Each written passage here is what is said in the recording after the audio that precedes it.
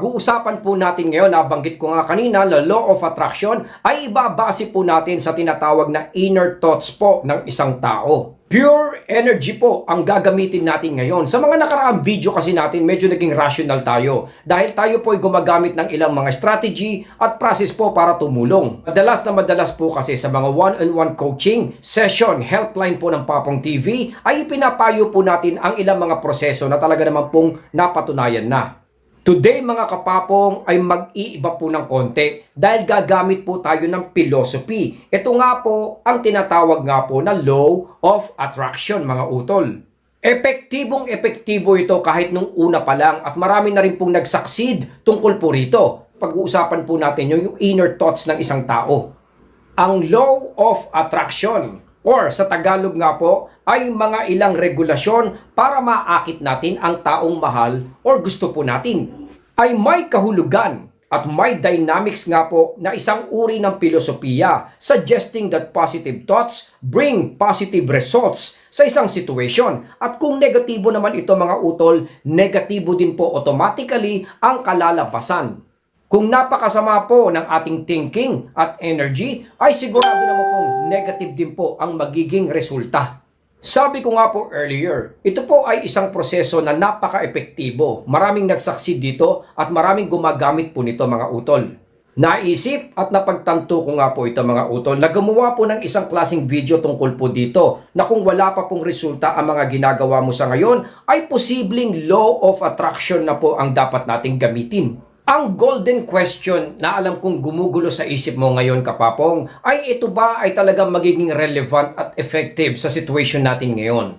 Pero in my opinion, kung gaano ka-effective ang no contact rule, radio silence, care actions, cut connection, push and pull at kung ano-ano pa, ay ganun din po ang law of attraction para po sa akin. At sa akin po kapatid na kung ginagawa mo ngayon ang ilang mga process na to, ay dapat side by side po yan sa tinatawag po nating law of attraction para papasok po ang positivity. It works like if you are in a bad situation ngayon kapapong at patuloy kang isip ng isip sa naging breakup nyo, patuloy kang nagpapadala sa sakit na narasan mo kapatid, ay paniguradong ma-absorb po natin ito. Yan panigurado ang lalabas na attitude at karakter natin. For sure, yan ang may paparamdam mo sa kanya. Meaning, kung madadivert mo yung kalagayan mo into something positive sa ngayon, kahit hindi madali ito, ay literal na magbabago. At syempre, mag-iiba po ang tingin niya sa atin.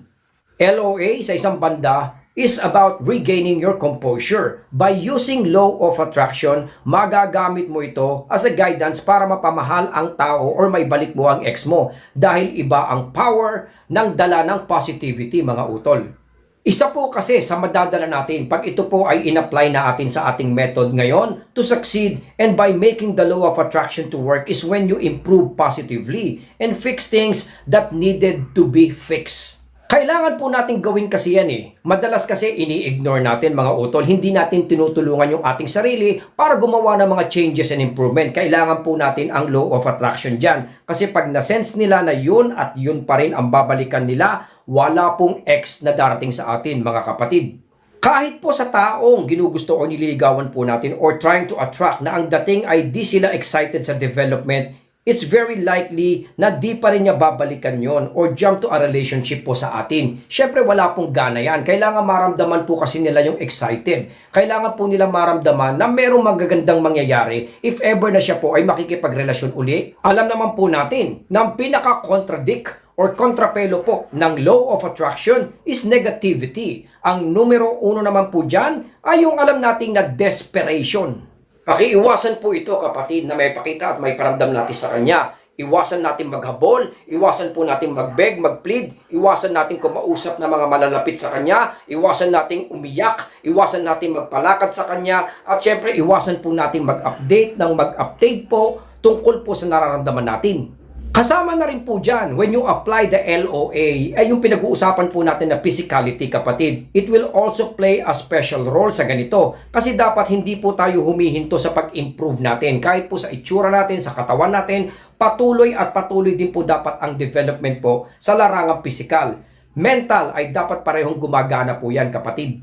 Wag na wag mong titigilan kahit na tayo po ay napanghihinaan ng loob na tumigil po tayo sa mga positive changes sa atin. Kasi yun ang hahanapin niya at yun ang magpapabalik po. For example, ex po ang pinag-uusapan or if ever po na ina-attract po natin ng isang tao. Simple lang naman kasi, the more you improve, the more you catch his or her attention.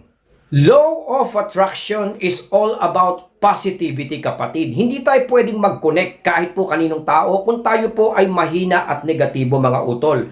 Pag ito po ang itinanim natin, ito rin po ang literal na magiging bunga. Don't ever think about the breakup, rejection, sama ng loob, lahat po ng nagawa niya or even may third party na involved, etc. Kasi energy ang dapat mong ma-attract dito, utol. Because everything will transform into a character na hinahanap po natin, yung manners na dapat po nating maipakita sa kanya. Kaya kung tayo po ay mahina, may galit, may sama ng loob, agad-agad po niyang mararamdaman yan. Allergic kagad yung taong ina-attract natin o yung ex po natin na gusto po natin pabalikin, kapatid. Law of attraction defines na kung saan ka talaga nakafocus, yun ang ma-attract mo. Yun ang darating sa'yo. At yun din po ang ibibigay sa atin, utol. Actually, ito po ay isang klase ng tool na kailangan po nating gamitin para ma-motivate kang ma-mold yung personality na kailangan po nating iharap sa kanya. Hindi po ito ganun kadali. Aminado naman po ako, kapatid, na marami pong pagdadaanan dito para malagpasan po natin yung sama ng loob, yung desperation, para may transform po natin ang ating isip ay hindi po ganun kadali.